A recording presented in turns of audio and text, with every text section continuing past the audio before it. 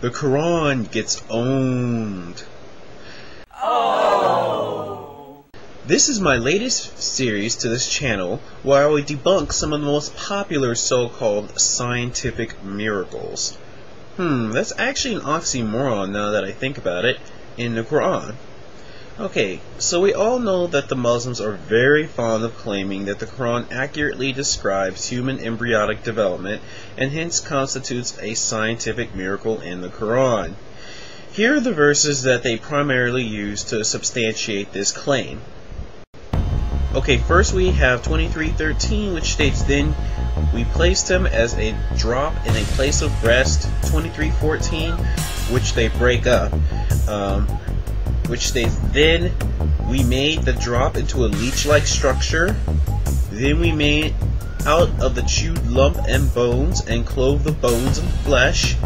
Then we developed out of it another creature, and he gave you hearing and sight and feeling and understanding." Then we have 32:9, which states, "Then out of a piece of chewed flesh, partially formed and partially unformed, and we caused whom we will to rest in the wombs for an appointed term." Then 39:6, which states, "He makes you in the wombs of your mothers in stages, one after another, in 3 veils of darkness."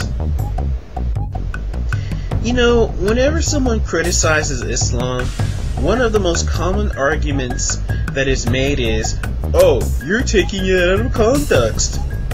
Yet, context seems to go out the window when talking about miracles. For example, in 23:13 is a common verse to use, but what they fail to quote is a verse right before it, which is 23:12, which states, "Verily we have created man from a product of wet earth." Now, anyone with even a marginal understanding of embryology or science should know that this is wrong. There's absolutely no stage in which the embryo is a product of wet earth. They also conveniently left out 86:5-7, which states, "Now, let man but think from where he is created. He is created from a drop emitted proceeding from between the backbone and the ribs." Now, hopefully everyone knows that semen does not come from between the backbone and the ribs, but from your testes. Now, the most common Muslim defense to this is, "You don't know Arabic! You don't know Arabic! You don't know Arabic!" What that actually meant was the blood that makes the semen comes from the ribs. But this can easily be debunked if we look at the tafsirs. In case you don't know what tafsirs are, they are interpretation of what the verse actually meant, written by Muslim scholars who live closer to the time of Muhammad. They base their interpretations on the sayings of Muhammad, his family and friends, and as educated scholars, their command of the Arabic language was exquisite. In other words, these people actually knew what they were talking about. Anyway, if we look at Tafsir bin Kathir, it says, "He was created from a water gushing forth," meaning the sexual fluid that comes out bursting from the man and the woman. Thus, the child is produced from both of them by permission of Allah. In other words, nut, not blood. So from these two verses alone, we already know that the Quran is off to a pretty poor start. But let's ignore these two verses and go on to the verses that Muslims love to quote when talking about embryonic development. 23:13. This is actually rather easy to debunk. The Muslims claiming that this verse is miraculous often translate it as, "Then we placed him as a drop in a place of rest," which assumingly means the embryo is resting in the womb. Oh, well, that sounds right. However, if we look at those good old tafsirs again, we see a different story.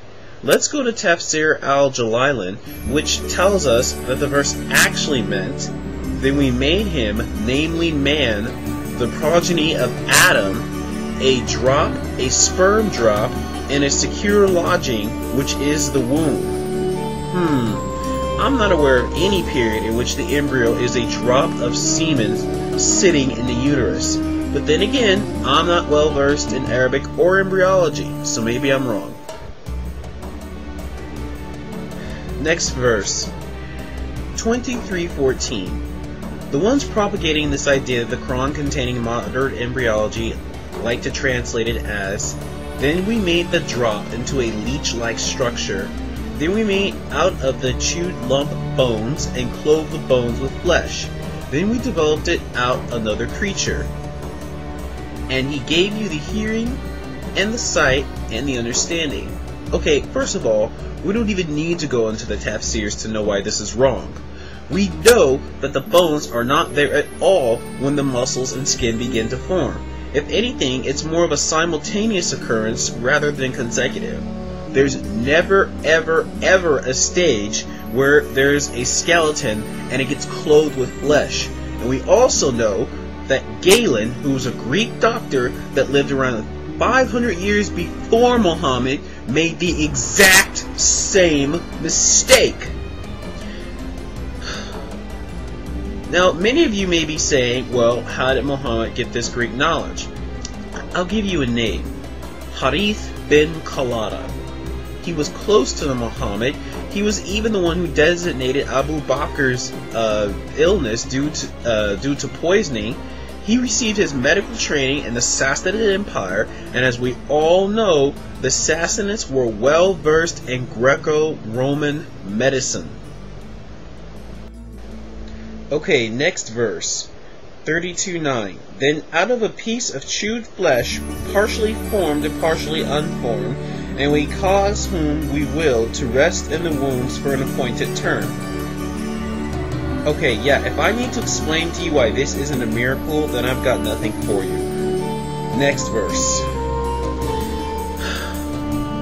The final verse, often touted to prove the miraculous nature of Quranic embryonic development, is 39:6. He makes you in the wombs of your mothers in stages, one after another, in 3 veils of darkness. Okay, the idea of embryonic development occurring in stages is nothing new. And for those of you who have been keeping up, should already know where he got this from: the Greeks. Hippocrates and Galen both describe embryonic development as occurring in stages. Well, that's enough ownage for one day.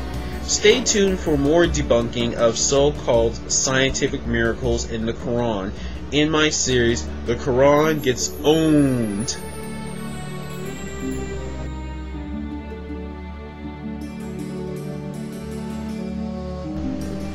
But wait, one more thing. What about Keith Moore? Many Muslims, when propagating the embryology of the Quran, quote Keith Moore as a leading Canadian scientist who made this statement. It has been a great pleasure for me to help clarify statements in the Quran about human development. It is clear to me that these statements must have come to Muhammad from God or Allah, because almost all of this knowledge was not discovered until many centuries later. This proves to me that Muhammad must have been a messenger of God or Allah. They are very fond of using this quote over and over. Besides this being an argumentum ad verecundium, logical fallacy, there are several concerns that I would like to point out. First of all, we know that Mr. Moore was flown free of charge first class to Saudi Arabia, where he then stayed in the finest hotels prior to making this statement. Second, didn't that statement seem to be prepared by someone else? I mean, it's just my speculation. And third, if he really believed what he was saying, then why hasn't he taken Shahada? If he did, where's the footage of it? Certainly a leading scientist taking Shahada due to miracles in the Quran would have been videotaped. Where are the 2 witnesses required by Islamic ritual if he took Shahada?